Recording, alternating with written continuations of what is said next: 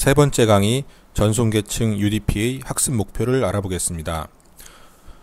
우선 이 강의에서는 전송계층의 기본 기능에 대해서 살펴봅니다.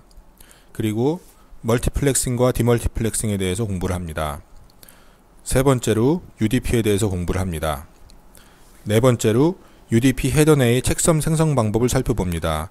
책섬 생성 방법은 이후에 살펴볼 TCP에서도 동일한 방법으로 책섬을 생성하게 됩니다. TCP뿐만 아니라 인터넷에 상당히 많은 수의 프로토콜들이 이번 강의에서 공부할 책섬 방법을 이용해서 책섬을 생성을 하게 됩니다. 그래서 이번 강의의 맨 마지막 실습으로 책섬 생성 방법에 대해서 알아보도록 하겠습니다. 전송계층에서 제공하는 서비스에 대해서 알아보도록 하겠습니다. 그림에서 보듯이 전송계층을 이용하게 되면 양쪽 끝에 있는 애플리케이션 프로세스 간에 로지컬한 커뮤니케이션이 제공이 됩니다. 그래서 중간 노드들의 그 복잡한 통신 관련 기능들에 대한 동작들을 전혀 고려할 필요가 없이 양쪽 프로세스 간에, 멀리 떨어져 있는 양쪽 프로세스 간에 로지컬한 커뮤니케이션이 제공이 됩니다. 그 다음에 트랜스포트 프로토콜이 일단 양쪽 끝에 있는 엔드 호스트에서 동작을 하게 됩니다. 그래서 먼저 샌드 사이드, 즉 송신부 쪽에서는 어플리케이션에서 생성한 메시지들을 세그먼트라고 하는 작은 단위로 쪼개서 그 하위에 있는 네트워크 레이어로 내려보내 줍니다. 리시버 사이드, 즉 수신부에서는 송신부와 반대로 하위 레이어로부터, 즉 네트워크 레이어로부터 받은 그 세그먼트들을 합쳐서 메시지로 만들어서 그 상위 레이어로, 즉 어플리케이션 레이어로 올려보내 줍니다. 그리고 하나의 그 트랜스포트 프로토콜 이상의, 그러니까 2개 이상의 트랜스포트 프로토콜이 어플리케이션에 제공이 될 수가 있습니다. 그래서 인터넷 같은 경우에는 트랜스포트 레이어 프로토콜이 TCP와 UDP, 일단 최소한 2개가 제공이 됩니다. 그래서 어플리케이션 쪽에서는 선택해서 사용을 하면 되겠습니다. 전송계층 프로토콜과 네트워크계층 프로토콜의 차이점에 대해서 알아보도록 하겠습니다. 네트워크계층의 프로토콜이 하는 역할은 양쪽에 있는 호스트 간의 로지컬한 커뮤니케이션을 제공해 주는 것이고요. 트랜스포트 레이어 프로토콜은 양쪽에 위치한 프로세스 간의 로지컬한 커뮤니케이션을 제공해 주는 것입니다. 그래서 트랜스포트 레이어 프로토콜이 존재하기 위해서는 그 하위에 있는 네트워크 레이어 서비스가 제공이 당연히 돼야 될 것이고, 이 하위에서 제공해주는 서비스를 향상시킨 것이 바로 트랜스포트 레이어 프로토콜이라고 보시면 되겠습니다. 그래서 우리가 하나의 비유를 들어볼 텐데, n과 빌이 서로 멀리 떨어져 있다고 하겠습니다. 그래서 n의 집에 12명의 아이들이 살고 있고요, 빌의 집에도 12명의 아이들이 살고 있습니다. 그래서 n하고 빌 집에 있는 12명의 아이들, 즉 24명이 서로 매일같이 편지를 주고받는다라고 했을 때, 이 n하고 빌이 하는 역할이 뭐냐면, n은 그 n의 집에 살고 있는 12명의 아이들로부터 편지를 받아서 그거를 우체통에 집어넣는 역할을 하고요. 또 편지가 도착을 하게 되면 다시 12명의 아이들에게 디먹싱을 해주는 역할을 한다고 하겠습니다. 빌도 마찬가지입니다. 그랬을 때 이 편지가 실제로 전송이 되는 것은 우편 서비스를 이용해서 전송이 되기 때문에 우편 서비스를 네트워크 레이어 프로토콜이라고 볼 수 있고요. n하고 빌은 편지를 실제로 우체통에 넣고 우체통에서 꺼내오는 역할을 수행하기 때문에 수행하고 또 12명의 아이들한테 편지를 직접 나눠주는 역할을 하고 또 편지를 수거하는 역할을 하기 때문에 n하고 빌이 하는 역할이 바로 트랜스포트 레이어 프로토콜입니다. 인터넷의 전송계층 프로토콜들에 대해서 알아보도록 하겠습니다. 우선 2가지 프로토콜들이 있습니다. TCP가 있고 UDP가 있습니다. TCP는 reliable하고 in order delivery를 제공을 합니다. reliable하다라는 뜻은 최종적으로 수신한 패킷에 오류나 유실이 없다라는 것을 의미하는 겁니다. 그래서 중간 전달 과정에서 유실이나 오류가 있을 수는 있지만 재전송 등을 통해서 유실이나 오류를 복구를 하게 됩니다. 그래서 최종적으로 수신한 패킷에서는 유실이나 오류가 없습니다. 그리고 이 외에 컨제스천 컨트롤이라고 하는 기능을 수행을 하고 플로우 컨트롤이라고 하는 기능을 수행을 합니다. 그리고 커넥션 셋업을 먼저 수행을 하고 데이터 전송을 한 다음에 맨 마지막에 커넥션을 다시 릴리즈하는 절차가 필요합니다. 그 다음에 UDP 같은 경우에는 unreliable 합니다. 즉 최종적으로 수신한 패킷에 유실이나 오류가 있을 수가 있다는 뜻이고요. 그 다음에 패킷의 순서를 보장하지 않습니다. 그래서 이거는 IP에서 제공해주는 서비스를 그대로 이용하는 것인데요. 그래서 No Frills Extension이라고 부릅니다. 그래서 IP에서 제공해주는 Best Effort 서비스를 그냥 그대로 이용한 것입니다. 그리고 TCP와 UDP에서 다 제공할 수 없는 서비스는 딜레이를 개런티해주는 것은 제공을 할 수가 없습니다. 즉 몇 초 이내에 전송이 완료되어라 라고 하는 것은 불가능하다라는 것이고요.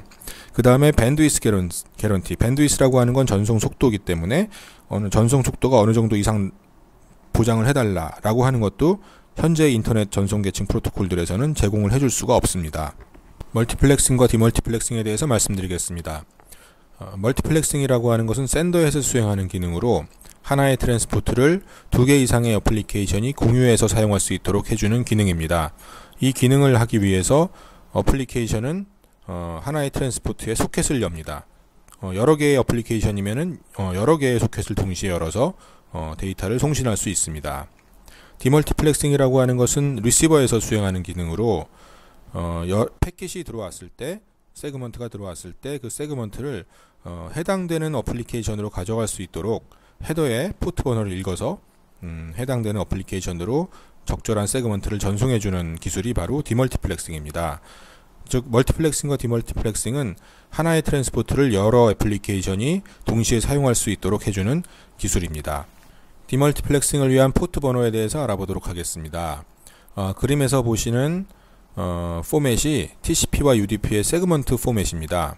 그래서 이 세그먼트 포맷의 가로축이 32비트, 즉 4바이트고요. 4바이트의 최상위 왼쪽 2바이트가 소스 포트 번호, 오른쪽 2바이트가 데스티네이션 포트 번호입니다. 그래서 포트 번호는 16비트이기 때문에 0부터 65,535까지의 숫자를 가질 수가 있고요. 0에서부터 1023까지는 웰노운 포트라 그래가지고 표준에 등록된 서비스만 사용할 수 있는 포트 번호입니다. 그리고 1024부터 49,151까지는 이제 레지스터드 포트라 그래서 유저들이 자유롭게 사용할 수 있는 포트 번호입니다. 그리고 49,152번부터 65,535번까지는 동적 포트라 그래서 OS에서 사용하는 번호이기 때문에 유저들이 사용하려면 1024부터 49,151번까지의 포트를 사용하면 되겠습니다. 우선 이 호스트가 데이터그램을 받게 되면 IP 헤더에 있는 소스 IP 주소하고 데스티네이션 IP 주소를 먼저 해석을 합니다. 그래서 호스트 주소를 먼저 해석을 하고요. 그 다음에 이제 TCP나 UDP 세그먼트 안에 들어있는 소스나 데스티네이션 포트 번호를 확인을 합니다. 그래서 데스티네이션 포트 번호를 확인을 해서 결과적으로는 이 디멀티플렉싱이 이 포트 번호를 가지고 디멀티플렉싱이 가능합니다. 연결형 서비스의 디멀티플렉싱에 대해서 살펴보도록 하겠습니다. TCP가 연결형 서비스를 사용하기 때문에 TCP의 소켓이 어떻게 구성이 되어 있는지를 보시면 되겠습니다. TCP 소켓은 4개의 튜플로 구성이 되는데요. 소스의 IP 주소, 소스의 포트 번호, 데스티네이션의 IP 주소, 데스티네이션의 포트 번호, 이렇게 4가지의 구성 요소로 TCP 소켓이 구성되게 됩니다.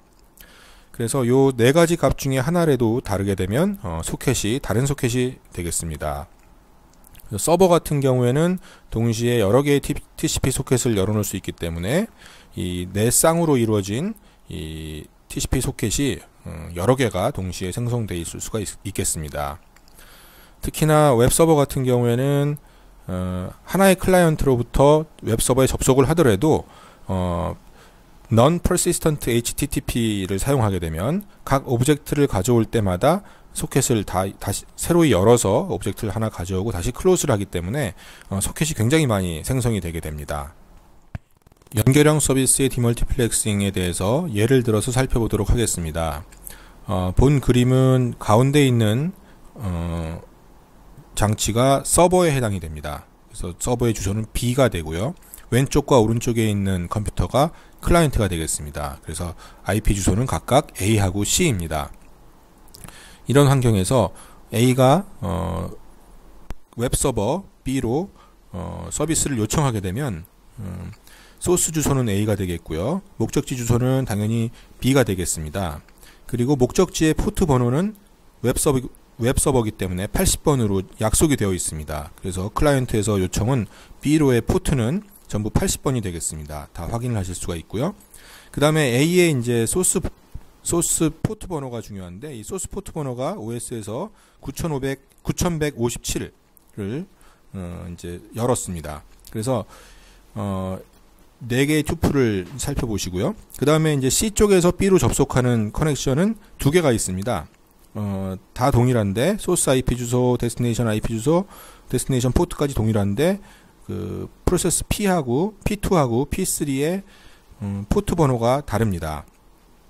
그래서 이 4가지 튜플이 중에서 하나라도 차이가 있기 때문에 이 3개의 이 소켓은 별도의 소켓이다라는 것을 확인할 수가 있겠습니다. 비연결형 서비스의 디멀티플렉싱을 알아보도록 하겠습니다. UDP가 대표적인 비연결형 서비스의 디멀티플렉싱을 사용하고 있고, UDP 같은 경우에는 소켓을 데스티네이션 IP 주소와 데스티네이션 포트 번호 2개의 튜플로 구성을 합니다. 즉 소스하고는 상관이 없게 구성이 되기 때문에, 만약에 데스티네이션 IP 주소와 데스티네이션 포트 넘버가 정해져 있고요, 소스 IP 주소나 소스 포트 번호가 서로 다른 2개의 클라이언트에서의 그 연결이 있다고 하더라도 목적지에서는 동일한 소켓으로 간주가 됩니다. 지금부터 UDP에 대해서 자세히 살펴보도록 하겠습니다. UDP라고 하는 것은 그 하위에 있는 네트워크 레이어 프로토콜인 IP 프로토콜에 새로운 기능을 특별히 부과한 것이 별로 없습니다. 그래서 No Frills 또는 Barebone 인터넷 트랜스포트 프로토콜이라고 합니다. 그래서 기본적으로 IP에서 제공하는 베스트 에포트 서비스를 그대로 이용하고 있습니다. 그러다 보니까는 UDP 세그먼트는 당연히 중간에 손실이 될 수가 있고요, 순서가 뒤바뀌어서 목적지에 전달이 될 수가 있겠습니다. 그 다음에 장점은 커넥션 셋업 과정이 필요가 없습니다. 앞에서 살펴봤던 바대로 소켓이 목적지 주소와 목적지의 포트 번호만으로 구성이 되기 때문에 소스의 주소는 상관이 없습니다. 즉 커넥션이라고 하는 개념이 만들어져 있지 않고요. 그러다 보니까는 커넥션 셋업을 하기 위한 절차, 핸드쉐이킹 절차가 필요가 없습니다.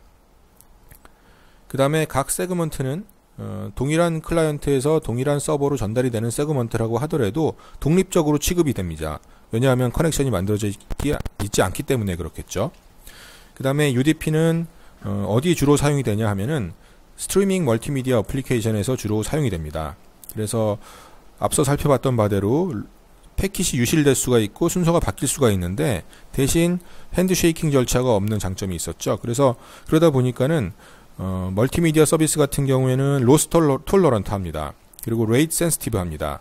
TCP 같은 경우에는 재전송 기능이 있기 때문에 속도가 느려질 수가 있습니다. 네, 그런 TCP를 사용할 수 없는 부분을 충족하는 부분이 있기 때문에 UDP가 멀티미디어에 조금 더 적합한 형태가 되겠고, 또 다른 어플리케이션 쪽으로는 DNS하고 SNMP가 있습니다. 이 2가지 어플리케이션들은 DNS는 이제 네임 서버로 사용이 되는 것이고요, SNMP는 망관리에서 사용이 되는데, 이 2 서비스는 로스는 굉장히 민감합니다. 그래서 로스가 생기면 안 되지만, 이런 로스가 생성될 수 있는 것들을 그 어플리케이션 쪽에서 에러를 리커버리하는 기능을 새로 구현해서 보통 이용을 하게 됩니다.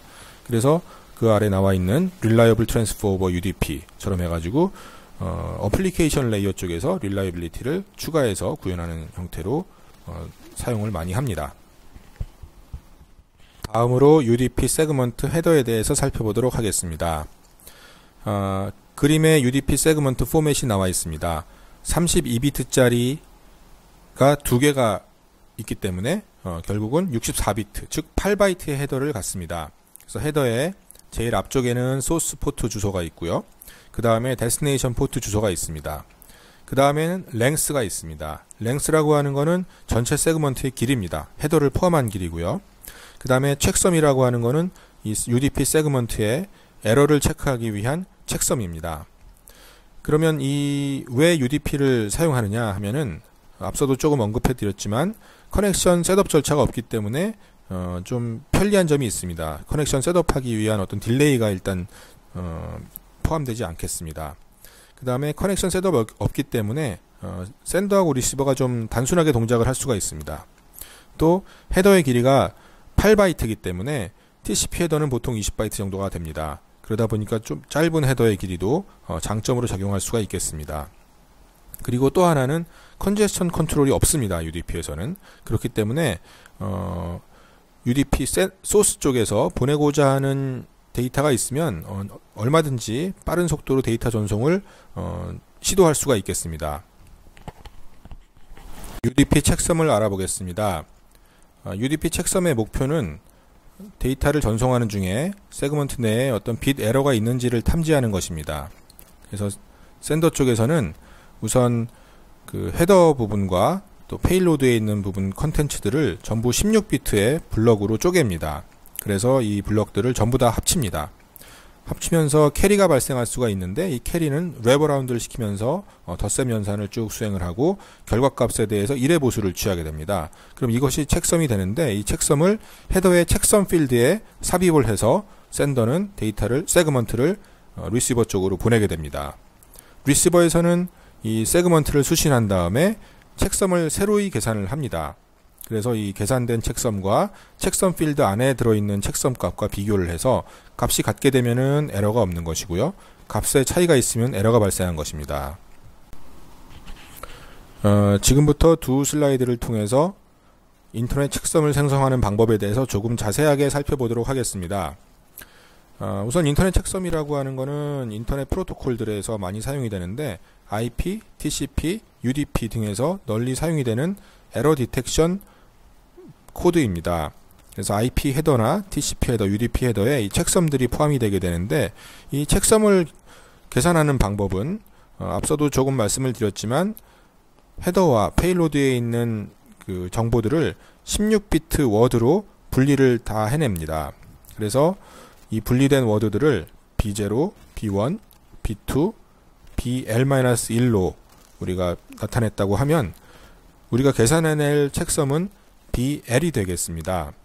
그래서 이 BL을 계산하는 방법은 우리가 방금 16비트로 다 쪼개놓은 이 워드들을 전부 다 합칩니다. 합칠 때 덧셈을 수행할 때 랩어라운드 캐리를 수행을 해서 덧셈을 수행을 합니다. 그 수행 방법이 수식으로 표현이 되어 있습니다. 그래서 X를 계산하게 되면 이 X가 덧셈한 결과입니다. 그 다음에 이 결과에 대해서 1의 보수를 취해줍니다. 그래서 얻어낸 값이 바로 1의 보수를 취한 다음에 모듈로 2의 16승 빼기 1 연산을 수행하게 되면 1의 보수를 취하는 건데 이 결과가 바로 BL, 즉 책섬에 해당이 됩니다. 그래서 이 BL 값을 그 헤더의 책섬 필드에 삽입을 해서 보내주게 됩니다. 그랬을 때 만약에 책섬이 보내졌고 데이터에 이상이 없게 수신을 했다면 B0부터 BL까지 더한 결과에 모듈로 2의 16승 빼기 1의 연산을 취한 것이 0이라고 하는 결과를 나타나게 됩니다. 그래서 에러가 있는지 없는지 확인이 가능하겠습니다. 이해를 돕기 위해서 인터넷 책섬을 생성하는 예제를 다뤄보겠습니다. 간단한 예제로서 두 개의 16비트 인테저들을 가지고 책섬을 만들어내는 예를 들어보도록 하겠습니다. 그림에서 보시듯이 두 개의 16비트 인테저를 더합니다. 더할 때 발생한 캐리는 오른쪽 끝에 다시 넣어줘서 랩어라운드를 시켜줍니다. 그렇게 해서 계산된 값에 1의 보수를 취해준 것이 바로 책섬이 되겠습니다. 실습 1. 책섬 계산 프로그램. 임의의 길이 UDP 세그먼트에 대한 책섬을 계산하는 프로그램을 구현하시오. 단 패킷의 길이는 16의 배수임. 16의 배수에 해당하는 임의의 패킷을 입력을 받아서 UDP 책섬을 생성하는 프로그램을 구현하라라는 실습입니다.